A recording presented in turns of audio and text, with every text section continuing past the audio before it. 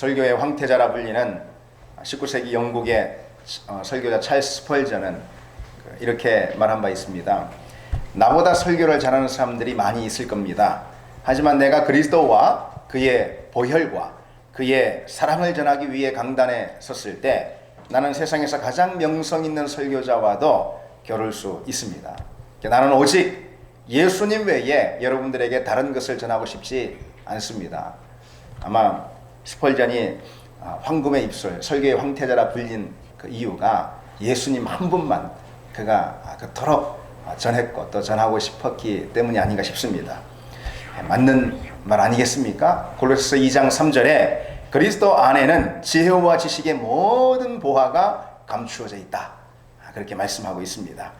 그래서 늘 그렇지만 오늘 설교의 주제도 예수님, 예수 그리스도입니다. 따라서 여러분, 설교의 내용과 상관없이 그 주제만으로도 우리가 충분히 우리 귀를 기울여야 되지 않겠습니까?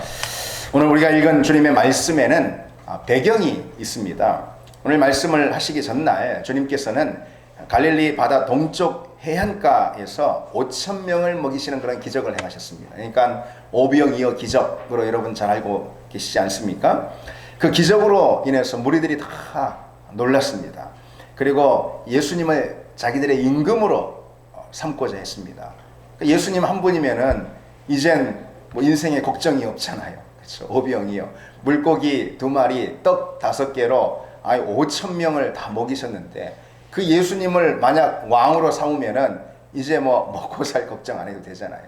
먹고 살 걱정뿐 아니라 인생에 뭐 이젠 뭐 더 필요한 게 있겠습니까? 예수님이 다 이제 채워주시지 않겠습니까? 그런 식으로 다 필요를 공급해 주시지 않겠습니까? 예수님을 왕으로 삼으려고 했는데 그들의 그런 행동에 예수님은 바다 건너편 가버나움으로 바삐 피하셨습니다. 왜냐하면 그들은 육신을 만족해 해주는 그런 떡의 기적, 떡의 만족에만 이들이 빠져 있었기 때문이죠. 예수님께서 오병이어 기적을 행하신 그 의도를 전혀 이들은 몰랐던 것입니다. 그저 먹는 것에만 초점이 있었습니다. 그러나 무리들은 다음날 곧장 예수님을 또 찾아온 거예요. 그 멀리까지 달려와서 건너편까지 한 걸음에 왔습니다. 그런 그들에게 예수님께서 오늘 우리가 읽은 이 말씀을 하신 거죠. 내가 진실로 진실로 너에게 이르노니 너희가 나를 찾는 것은 표적을 본 까닭이 아니요 떡을 먹고 배부른 까닭이라. 썩을 양식을 위하여 일하지 말고 영생하도록 있는 양식을 위하여 하라 말씀하시는 거죠.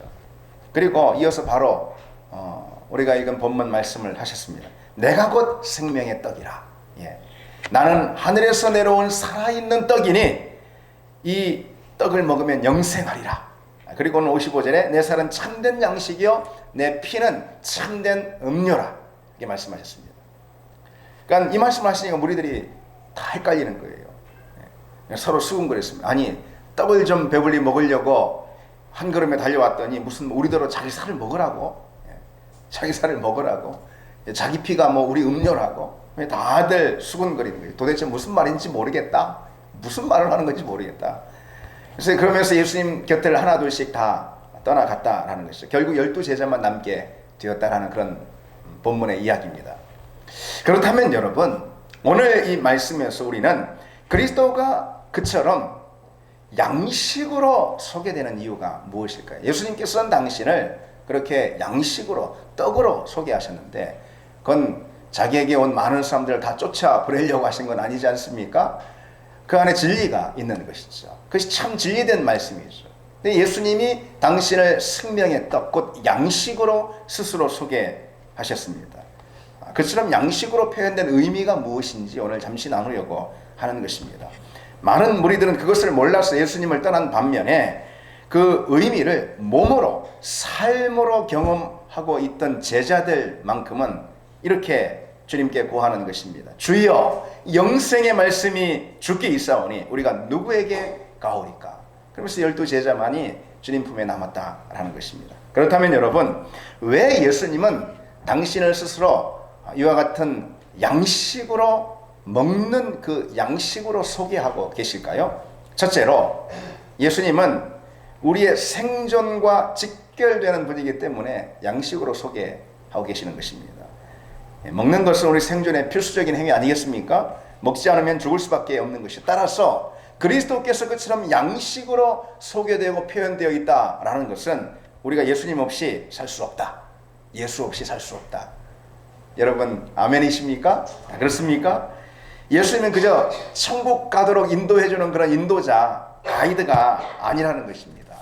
만약 그렇게 생각한다면 우리 믿음의 목적은 천국이지 예수님은 아니지 않습니까?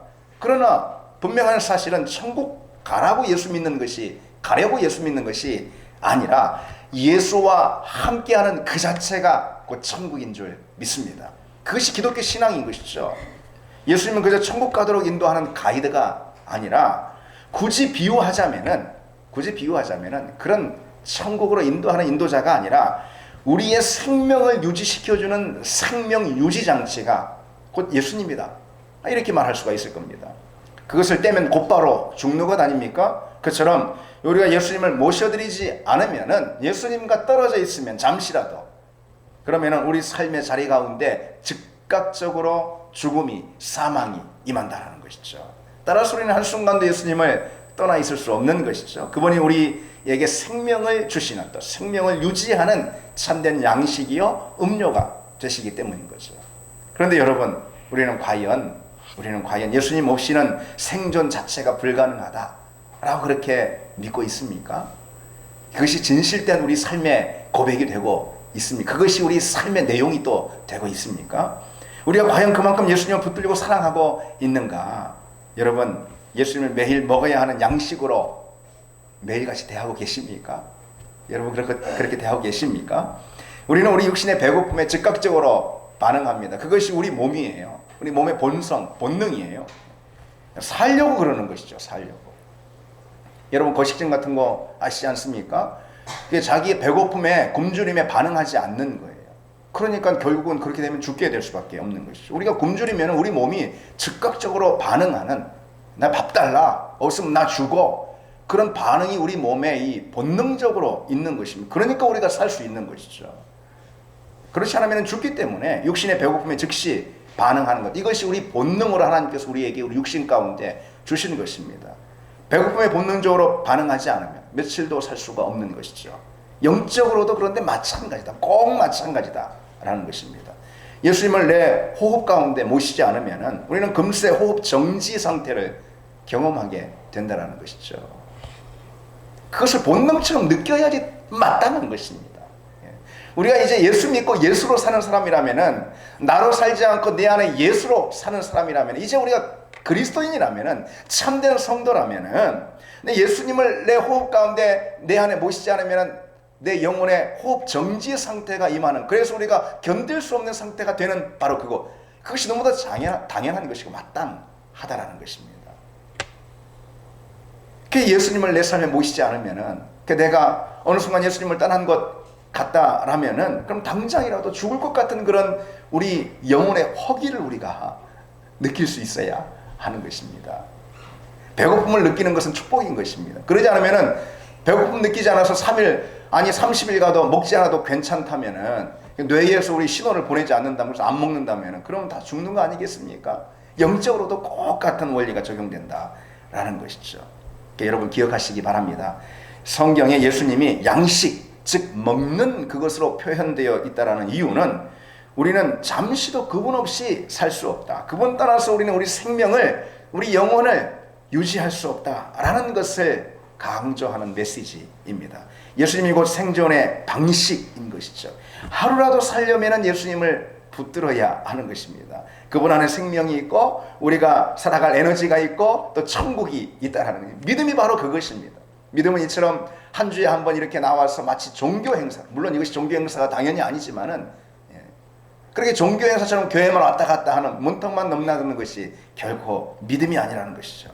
따라서 여러분, 우리는 하늘의 양식에 대한, 예수님 그분에 대한, 그분을 살로 대하고, 그분을 피로 대하는, 이런 예수님을 양식으로 대하는 그런 영적 굶주림이 우리에게 늘 있어야 하는 것이죠. 그래서 어느 목회자 이렇게 말합니다. 가끔 나는 교회가 영적 식욕 부진, 더 심하면 영양실조 상태인 것 같아 걱정스럽습니다. 우리는 말씀과 예배와 성찬의 자리에 오기는 하지만 먹지는 않고 그냥 만족해하며 빈약한 칼로리로 연명하고 있습니다. 예수 없이 사는 우리 신앙생활에 대해서 꼬집는 내용 아니겠습니까?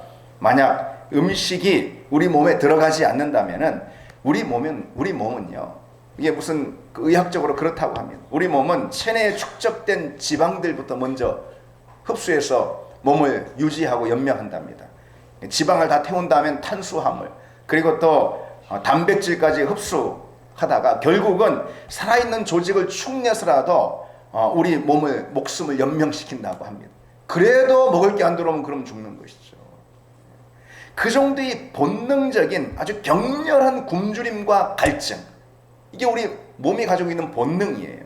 여러분 다 체험하는 거 아니겠습니까? 모든 것을 제물로 삼아서라도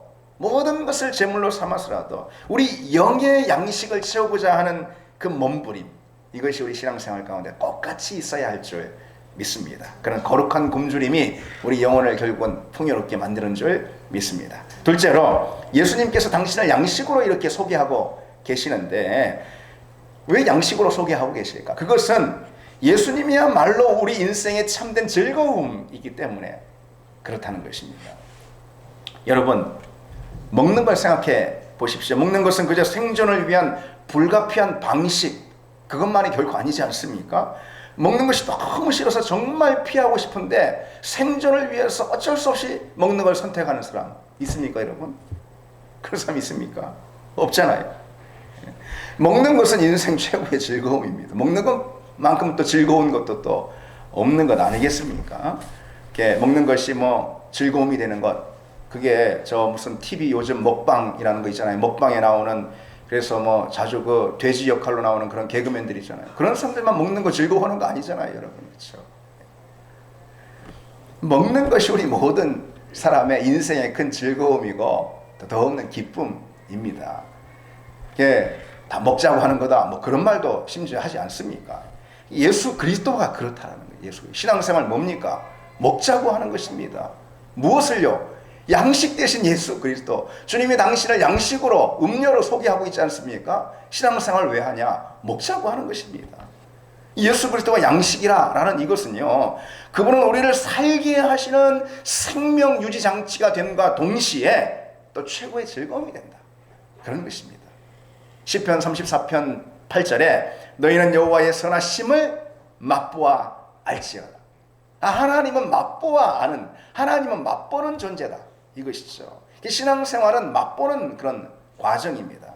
신앙생활에는 맛이 있다, 이거예요. 주님을 영접하고 그분을 모시고 그분과 동행하는 그 신앙생활, 그 가운데는 맛이 있다는, 세상이 모르는 그런 맛이 있다는 것입니다. 믿음 생활하고 교회 나오고 하는 그거, 그저 우리 영혼이 죽지 않고 살기 위해서, 우리 영혼의 생존을 위해서 교회 나오는 거 아니죠. 믿음이 우리 영혼의 생존법, 그것만이 아니라는 것입니다. 맛이 있다는 맛이, 그 맛, 예수의 맛에 한번 빠지면은 헤어나오지 못하는 그런 은혜와 즐거움이 우리에게 있을 줄 믿습니다. 고객 충성도라는 표현을 여러분 들어봤을 것입니다. 저도 그 고객 충성도 이 표현을 처음에 접했을 때는 좀 갸우뚱, 일종의 반감까지 들었습니다. 아니 무슨 고객 충성도라니, 소비자가 왕이고 고객이 왕이고 뭐 그런데 왜 고객 충성도, 우리가 뭐 삼성이나 애플에 충성한다는 말이냐? 근데 가만히 생각해 보니까 그 말도 맞는 거예요. 맞는 거예요. 아이폰에 맛이 들려가지고 아이폰 맛을 알았어요. 맛을. 다른 게 눈에 안 들어와요. 다른 거. 그 즐거움에 한번 빠지면은 그 제품을 계속 구매하게 돼요. 그 맛에서 헤어나지 못한다라는 것이죠. 그러니까 그래서 이 고객 충성도다, 이렇게 표현하는 거 아니겠습니까? 근데 성경은 예수야말로 우리 인생의 최고의 맛, 더 없는 그런 맛을, 그 맛의 즐거움을 주시는 분이다 라고 소개하고 있는 것이죠. 그러나 안타까운 일은 예수 믿는 사람들 보면 어떤 사람들 마치 쓰디 쓴 그런 약을 먹는 어린아이처럼 마지못해서 예수 믿고 마지못해서 교회 나오고 마지못해서 이게 신앙생활 어떤 의무와 규율로 그러지 않으면 천국 못 간다, 뭐 그런 생각 가지고 신앙생활하는, 이 신앙생활의 맛을 몰라요. 이게 제일 안타까운 것 아니겠습니까? 여러분, 약을 왜 먹습니까? 맛으로 먹습니까, 약을? 살려고 먹는 것이죠, 살려고. 그러나 예수님은 당신을 약으로 소개하고 계시잖아요. 나는 너희를 위한 약이니, 너희를 살리는 약이니, 이를 말씀하시지 않고 내가 곧 생명의 떡이니. 얼마나 여러분 감사합니까? 사실 약도 감사한 거예요. 쓰지만 살 수 있으니까. 그런데 생명의 떡이니 얼마나 생존 방식 그 자체가 곧 생존의 기쁨이 되는 거예요. 그렇잖아요. 그 사실이 얼마나 감사하고 다행스럽습니까? 먹어야만 사는데 먹는 것이 죽기보다 싫은 일이라면 그 얼마나 불행한 일이냐 이것이죠. 그러나 다행스럽게도 먹는 것이 최고의 기쁨이 됩니다. 먹어야 사는데 먹는 것이 더 없는 기쁨과 즐거움인 거예요. 하나님 우리를 그렇게, 예수 그리스도를 그렇게 우리에게 주셨어요. 이건 얼마나 여러분 감사한 일이겠습니까? 금상첨화 아니에요 여러분? 예. 먹어야 사는데 먹는 것이 최고의 즐거움이다. 예. 금상첨화인 거예요. 하나님 그렇게 좋으신 분이라는 것입니다. 살 수 있는 길이 가장 즐거운 길이 되게 하셨어요. 생존 방식이 행복의 방식이 되게 하셨어요. 여러분 그 하나님께 감사한 우리가 되길 바랍니다. 그럼 여러분 어떻게 예수 그리스도 그 양식을 누리는 그런 즐거움, 기쁨이 우리 인생 가운데 있을 수 있을까요? 맛이라는 게 여러분 깊은 맛, 그렇죠? 같은 음식이라 해도 그 맛을 느끼는 혀는 다 다르지 않습니까? 그래서 어떤 사람은 그 맛의 풍미, 그 깊은 맛을 느낍니다. 예. 근데 그러지 못하는 사람들도 있습니다. 최고의 파스타, 값비싼 캐비어 요리, 먹어본 사람들이 그 맛을 알고 그 맛의 진가를 음미할 수 있는 것 아니겠습니까? 저 같은 촌놈들은 저도 잘 모르는 것이죠. 그냥 먹던 거 먹지 하면서 비싸게 돈만 들여서 쓸데없이 하면서 그러는 거죠. 근데 우리가 이 예수님도 마찬가지라는 것입니다. 예수님을 더 많이 먹으면 먹을수록, 나는 생명의 떡이니 했으니 더 많이 먹으면 먹을수록, 다시 말해서 주님과 더 깊은 친밀한 교제와 더 깊은 연합의 자리로 나아가면 나아갈수록, 주님과 더 깊이 대화하고 주님과 늘 더 깊이 함께하고 동행하는 그런 삶을 살면은, 그러면은 바로 그런 신앙의 맛을 우리가 알게 되는 것입니다. 더 깊이 알게, 더 많이 알게 되는 것입니다. 그 바베트의 만찬이라는 1987년작인 덴마크 영화가 있습니다. 덴마크 영화이기도 하고 87년작이니까 여러분 거의 다 안 봤을 것입니다. 저도 오래전에 누구 소개로 봤는데 엄청 지루한 영화입니다. 바베트라는 셰프가 한 작은 마을의 금욕주의 분파인 루터교 신자에게 이 음식을 대접하는 그런 내용, 이것이 이 영화 내용입니다. 영화 대부분이 음식을 먹는 칙칙한 그런 어떤 이 영상인데요. 그 식탁에 둘러 앉아서 음식을 먹는 장면이 영화 전체 내용입니다. 그러나 그 영화가 지루할지 몰라도 그 메시지만큼은 절대로 우리에게 지루한 내용이 아니다라는 것이죠. 이 바베트라는 셰프 여인인데요. 프랑스 최고의 요리사였어요. 그녀가 그 루터 교회의 두 자매가 이제 잠시 그 일을 그만두고 어느 시골에 들어가서 그 시골에 있는 루터 교회에 가게 됐단 말이죠, 잠시.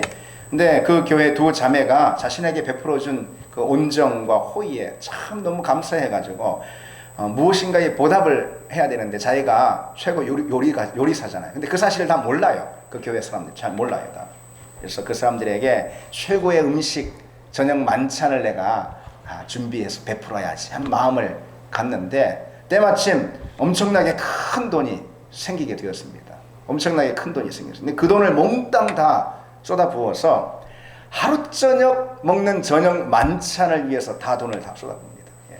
그리고는 진귀한 음식 재료를 구해요. 수백만 원 그 이상 되는 돈 위해서 진귀한 음식 재료를 구합니다. 이제 저녁 식사를 준비해서, 만찬을 준비해서 다 그 루터교 신자들, 그 마을 사람들을 다, 어른들을 초대했습니다. 금욕주의 신자들인 그 우중충한 교인들 12명이 식탁 앞으로 나오는 것입니다. 그리고 식사가 시작이 돼요. 근데 다들 침묵으로 일관하면서 어두운 표정으로 음식을 먹는 거예요. 늘 항상 그렇게 하듯이. 음식의 맛을 막 느끼면 안 될 것 같은 거는 금욕주의 신자들이거든요. 음식에 관해서 한마디도 말하지 않는 거예요. 세상 처음 보는 진귀한 그런 음식 재료들이 나오는데 한마디 말도 없이 그냥 먹는 거예요. 그런데 그 교회 손님으로 잠깐 와 있는 로렌스라는 그런 그 기병대 장군이 이제 있는데 그 기병대 장군도 같이 초대했거든요, 그 자리에. 근데 그 사람만큼은 이 음식이 여느 음식이 아니다라는 것을 딱 대번에 알아차리는 것입니다. 계속해서 음식을 먹으면서 막 칭찬을 막 그냥 감탄을 연발하는 거예요. 와인을 입에 대고는 아몬띠아도로군요 막 하면서 다들 우중충하게 그냥 식당 먹는데 감탄 여태껏 마셔본 와인 중에서는 최고라고 막 하면서 그리고는 이어서 음식이 또 나옵니다. 이 코스 요리로 계속 나오는데 그 음식이 아주 진귀한 거북이 수프라는 사실을 오직 그 장군만이 알아보는 것입니다. 세상에 어떻게 이런 음식이 막 하면서 그리고 이어서 캐비어를 얹은 팬케이크 나오는데 또 이렇게 외칩니다. 세상에 이거는 블레니스 데미도프 아닙니까 하면서 혼자서 막 신이 났습니다. 영화 내내 다 그렇습니다. 그 장면이. 다른 사람들은 그저 평소 맛없는 식사를 하는 모습 그대로 시정일관 무표정하고 딱딱하게 먹고 있는데 이 로렌스 장군만큼은 요리의 진가에 놀라가지고 막 계속 탐복을 하는 것입니다. 세상에 이 시골에 이거 어떻게 이런 음식을 누가 셰프냐고 막 하면서 그리고 이제 이어서 그날 메인 요리인 돌그릇에 담긴 메추라기 그 요리가 나오자 아니 이건 까유엉 사폭 흥분했습니다 제가. 까유엉 사코파슈 아니냐고 막 하면서 그러는 것입니다. 눈이 휘둥그레 가지고 이거는 유럽 전체를 봐서도 딱 한 군데 카페 앙글레라는 파리 최고급 레스토랑에서만 나오는 유일한 음식인데 이런 식재료를 어떻게 구해가지고 이렇게 맛있게 어떻게 만들었냐고 막 감탄을 하는 것입니다. 영화 내내 그런 장면이 이어집니다. 오늘도 우리 김영민 집사님이 우리 교회 유명한 거 첫 번째 점심 식사 아니겠습니까? 그렇게 맛있는 점심을 오늘 준비하셨을 텐데 분명 바베트가 했던 이 메추라기 요리 저리 가라 맛있는 음식이 나올 때 여러분 이 로렌스 장군이 했던 이 감탄사 하나 정도는 준비해야 되지 않겠습니까? 점심 식사를 하시면서 아니 이 따뜻한 밥알 이렇게 하면서 여러분 식사를 하시기 바랍니다. 맛을 아는 사람 딱 한 사람밖에 없었던 거예요. 암만 진귀한 거 내와도 유럽 전체에서 딱 한 군데서 하는 최고급 레스토랑에서만 하는 그런 진귀한 거 내놔도 그렇게 값비싼 요리를 내놔도 다 우중충하게 집에서 먹는 그런 보리밥 먹듯이 그런 것입니다. 맛을 몰라요. 기쁨이 없어요. 맛을 이해하지 깨닫지 못합니다. 이전에 어떤 집사님이 저한테 그러는 거예요. 제가 신방을 가니까 그러는 거예요. 자기가 함께 이제 교회 다니는 남편, 같이 교회 나가는 남편 집사님 있는데 그 집사님 이야기를 하면서 자기 남편이 인생에서 유일하게 좋아하는 거 딱 하나 있다라는 거예요. 그래서 안타깝다라는 거예요.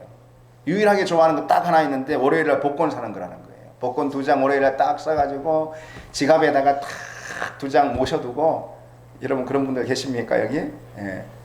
주일날 교회 나오는 거 그 기쁨이 아니고 그거 다 이렇게 막 그 발표 날만 기다리는 거예요. 막 그게 기쁨이 그게 기쁨. 떨어지면 또 어떻게 해요? 그 다음 날 또 있으니까 월요일날 또 사가지고 그거 유일한 낙으로 삼고 산다는 거예요. 그래서 굉장히 마음이 안타깝다고. 안타깝지 않습니까? 신앙생활하는 집사님이 씁쓸하고 안타까운 이야기죠. 예수 그리스도를 최고의 양식으로 또 성찬으로 경험하지 못해서 그러네요.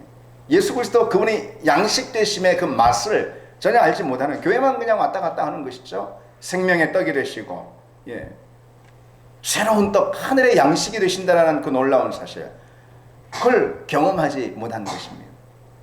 그 맛을 알지 못하는 신앙생활 이처럼 안타까운 것이 어디냐는 거예요. 그러나 주님은 분명 당신을 생명의 떡으로 내가 곧 생명의 떡이니 다른 데는 나와 같은 맛과 은혜와 기쁨을 주는 떡이 더 이상 없다. 생명을 주는 떡이 더 이상 없다. 그 말씀 아니겠습니까?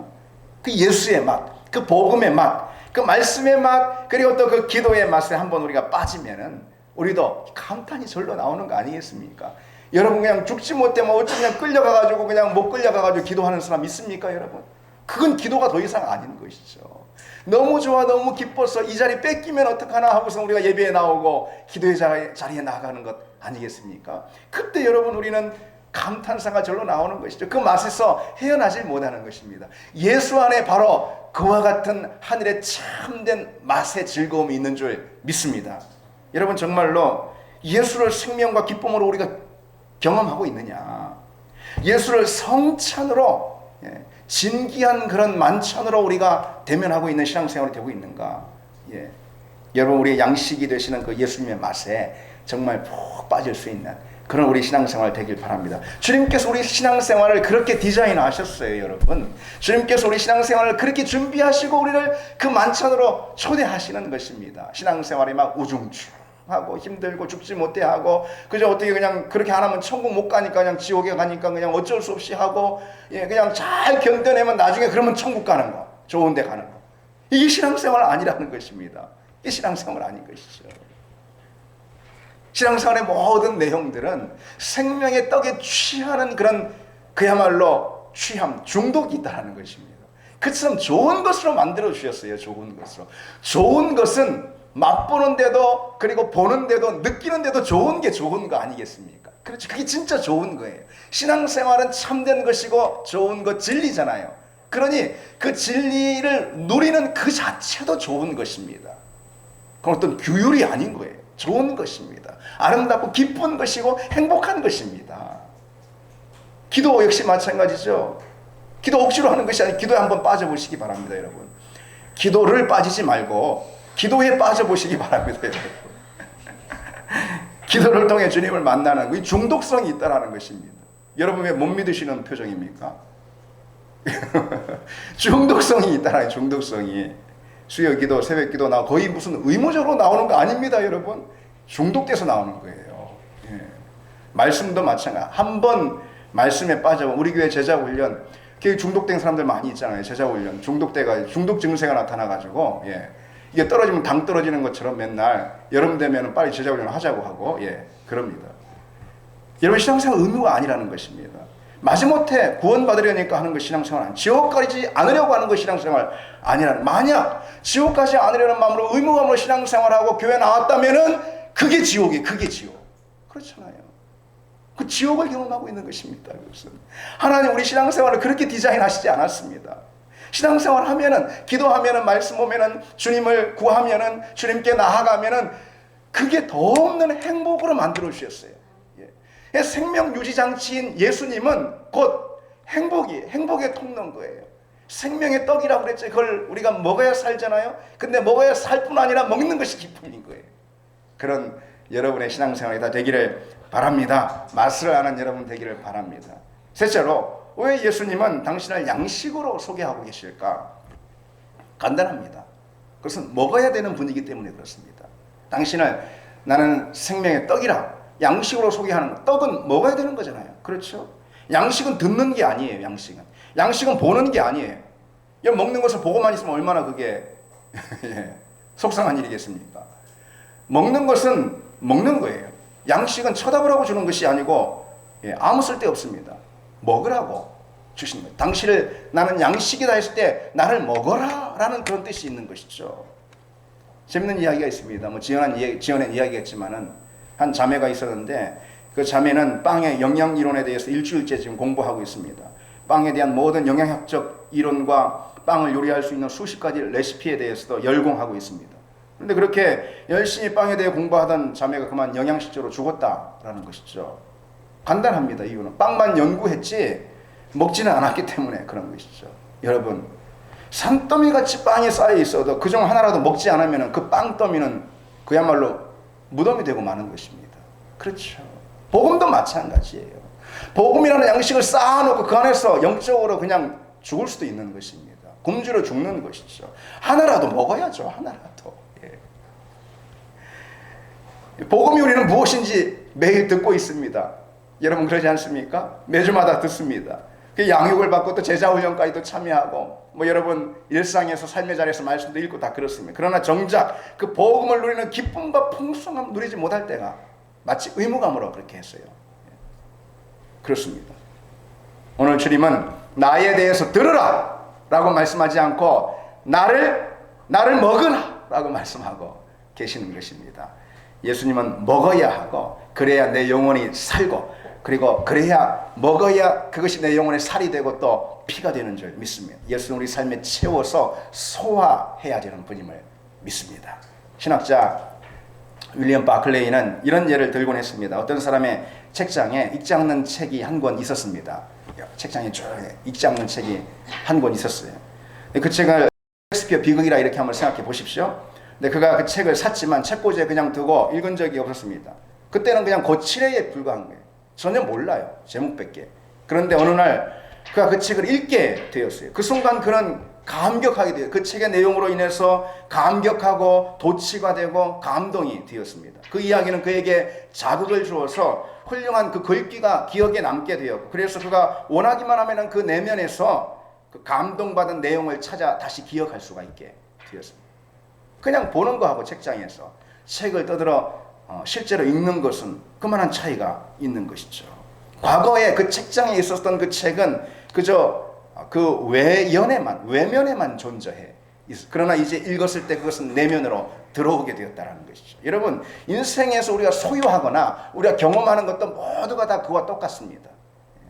우리가 우리 자신의 내면에 그것을 받아들이기까지는 그저 표면에만 머물 뿐이라는 것이죠. 그리고 그것은 예수 그리스도에 대해서도 역시 똑같이 마찬가지입니다. 그분이 떡이 되어서 우리의 심령과 삶 가운데 경험되지 않으면은 그리스도인이라 해도 여전히 표면적 거칠애로 주님은 계실 뿐이라는 것이죠. 그저 개념만 존재할 뿐인 것입니다. 개념만. 예수님 모르는 거예요, 그것은.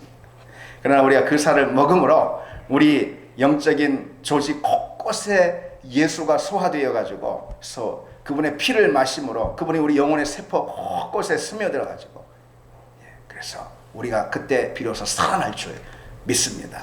예수로 충만한 사람이 되는 것이 바로 그것입니다. 여러분, 예배를 통해서든 기도를 통해서든 또 말씀을 통해서든 그것이 여러분이 영혼을 쏟아부어서 실제적으로 대면하는 그런 자리가 되어서 정말 주님을 떡으로 먹고 마시는 그런 은혜들이, 그래서 우리 영혼이 살찌는 그런 충만한 복들이 우리에게 있기를 바랍니다.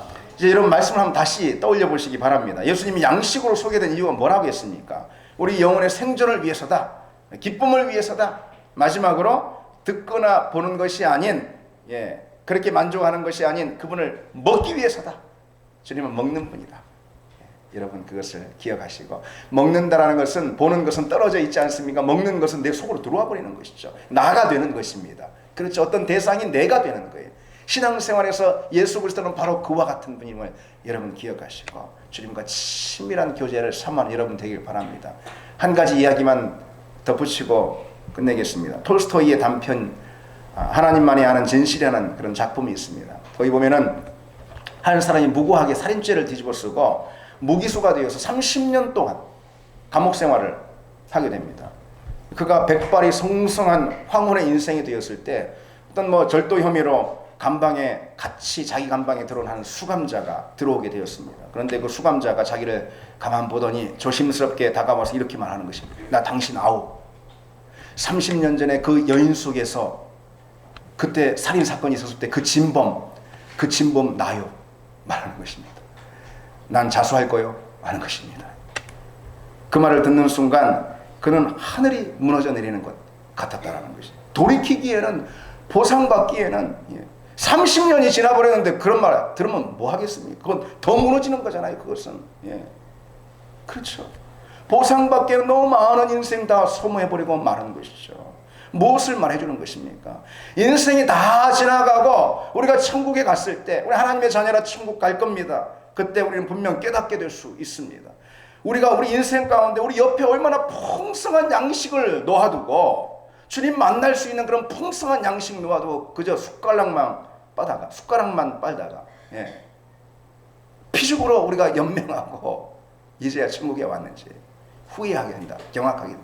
물론 천국은 그런 후회를 우리에게 주는 것이 당연히 아니겠지만 그런 생각을 여러분 한번 떠올려 볼 수 있지 않겠냐는 것입니다. 천국이라는 것은 죽어서 가는 것이 아니라는 거예요. 최고의 양식이 되시는 예수로 인해서 지금 이 땅에서 풍족히 누리는 그 삶, 그걸 가리켜서 하나님 나라의 삶이라 하는 것이, 그걸 가리켜서 천국이라 한다는 것입니다. 우리가 천국에 가서야 비로소 생명의 떡을 누리고 그 다음에 능력의 빵을 먹을 수 있고 우리 영혼을 시원케 해주는 그런 음료를 대면할 수 있다면 뭐로 주님께서 왜 자기 자신을 나는 생명의 떡이라 이렇게 소개하셨겠냐라는 것입니다. 여기서도 그 주님 만나고 주님 부르고 주님 영접하고 우리가 주님 만나는 자리를 가지면은 여기서도 주님 주신 생명의 떡 풍성한 음료를 우리가 누리게 되기 때문에 주님 그런 말씀을 우리에게 주신 것 아니겠습니까? 오늘도 여러분 주님께서 우리를 그 자리로 초대하시는 줄 믿습니다. 이사야 55장 1절 오호라 너희 목마른 자들아 물러나오라 돈 없는 자도 오라 너희는 사 먹되 돈 없이 값없이 와서 포도주와 젖을 사라 했습니다. 이 말씀 기억하시고 우리가 날마다 말씀을 통해 기도를 통해 그리고 예배를 통해 또 훈련과 섬김과 봉사를 통해 주님을 사모하는 것을 통해 주님을 날마다 먹고 마시는 그런 생명의 은혜와 즐거움들이 우리에게 날마다 있기를 원합니다. 우리 같이 함께 찬양합시다.